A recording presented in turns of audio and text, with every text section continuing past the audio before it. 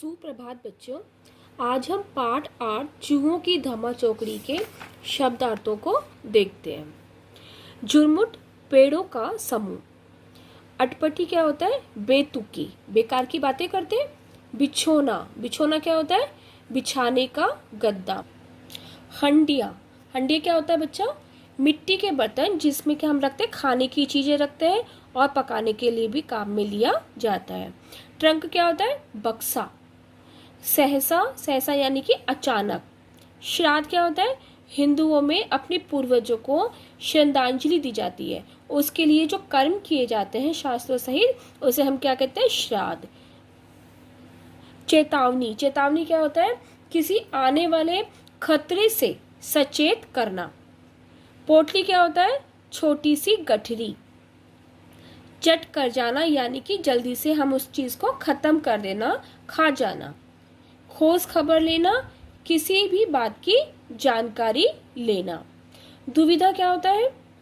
अनिश्चय की स्थिति यानी कि निश्चय नहीं कर पाना। इंतजाम क्या होता है? प्रबंध।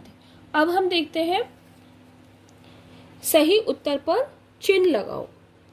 जो इसमें से बच्चों जो सही हो उस पर आपको सही का चिन्ह लगाना है। जब एक बूढ़े सज्जन गाड़ी में लड़कों वाले डिब्बे में चढ़े तो लड़कों का व्यवहार उनके प्रति कैसा था? सहानुभूतिपूर्ण, आदर सूचक, चिढ़ाने वाला या साधारण यात्रियों जैसा? वो था चिढ़ाने वाला। बच्चों यहाँ पे जो ये बॉक्स बना है उसमें आप सही का निशान लगा दीजिए। जब बूढ़े सज्जन को पता चला कि लड़कों ने रसगुल्लों से भरी हंडियां खाली कर दी हैं और पोटली में बंधे आम भी खा गए हैं तो उन्हें लड़कों पर बहुत क्रोध आया। उन्हें बहुत दुख हुआ। उन्होंने लड़कों से कहा, लगता है तुम सब भूखे चुभे हो। उन्होंने हंसकर कहा, लगता है चूहों को बड़ी भूख लगी हुई थी। तो आप इस पर सही का निशान लगा दीजिए, उन्हें बड़ी भूख लगी हुई थी। तीसरा है कि बूढ़े सज्जन कहाँ जा रहे थे? अपने पुरखों का श्राद्ध करने। उन्हीं लड़कों के स्कूल में संस्कृत अध्यापक का पदभार संभालने या रोजगार की तलाश में तीर्थ यात्रा करने। इसमें आंसर है आपका रोजगार की तलाश में। अब हम देखते हैं, किसने किससे कहा? यहाँ जगह नहीं है, किसी दूसरे डिब्बे में जाओ। किसने कहा? बिचुकन ने कहा। और किससे कहा? बूढ़े सज्जन से। श्राद्ध, किसका श्राद्ध? पहले हम इसको लिख देते हैं बिचुकन। ऐसे आप भी लिखो, बिचुकन बूढ़े सज्जन से।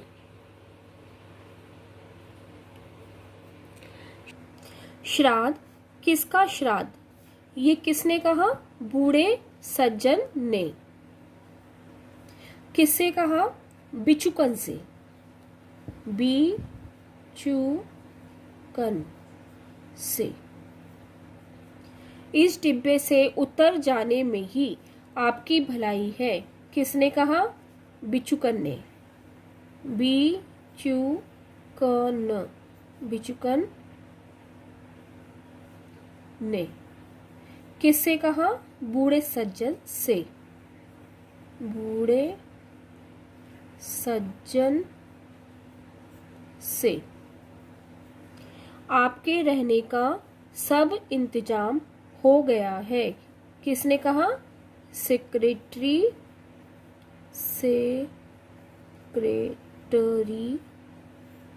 बाबू ने। किससे कहा? बूढ़े सज्जन से। बूढ़े सज्जन से। प्रश्न नंबर 4, दिए गए शब्दों में से उपसर्ग और मूल शब्द छांटकर लिखिए। बच्चों यहाँ पे कुछ शब्द दिए गए हैं जिनमें से हमको उपसर्ग अलग करना है और मूल शब्द अलग करना है। उपसर्ग क्या होते हैं? जो शब्द के पहले लगते हैं उनको हम उपसर्ग कहते हैं। अब जैसे यहाँ लिखा है निर्दोष, निर्दोष में निर, ये क्या है? हमारा उपसर्ग है और जो मूल शब्द है वो क्या है? दोष है। निरंकुश, इसमें हमारा उपसर्ग क्या है? निर। और मूल शब्द क्या है? अंकुश। बेकसूर, बे ये उपसर्ग है, और कसूर ये हमारा मूल शब्द है। बेरोजगार, बे उपसर्ग है और रोजगार मूल शब्द है।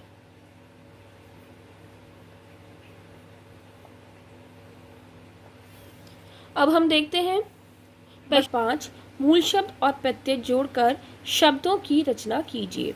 बच्चों यहाँ पर कुछ मूल शब्द दिए गए हैं और यहाँ पर प्रत्यय दिए गए हैं। प्रत्यय क्या होते हैं? जो शब्दों के पीछे जुड़ते हैं। जैसे यहाँ पर दिया है शत्रु, शत्रु के पीछे आपको लगाना है ता, तो शत्रु प्लस ता, शत्रु ता। दंड प्लस निय, दंडनीय, दंडनीय। प्रभाव जमा इत, प्रभावित, प्रभावित। यहाँ पे छोटी ई है, इसलिए मैंने यहाँ पे छोटी ई की मात्रा लगाई है। वास्तव जमा इक, वास्तविक, वास्तविक। कैद जमा ई, कैदी, कैदी। इसमें मैंने बड़ी ई की मात्रा लगाई है, यहाँ पर बड़ी ई का प्रयोग किया गया है। अब हम देखते हैं प्रश्न नंबर 6। नीचे दिए गए रिक्त स्थानों की पूर्ति उचित समुच्चय बोधक से कीजिए। समुच्चय बोधक क्या होते हैं? जो दो वाक्यों को आपस में जोड़ते हैं। चुपचाप बैठो, इसमें से हमें देखना है कि क्या आएगा। चुपचाप बैठो, या क्या भरेंगे इसमें हम? या। बाहर चले जाओ, जल्दी चलो वरना गाड़ी छूट जाएगी। रंजन परीक्षा नहीं दे सका क्योंकि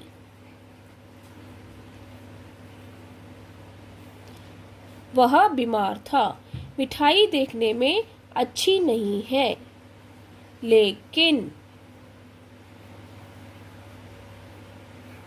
बहुत स्वादिष्ट है। यदि वर्षा न हुई तो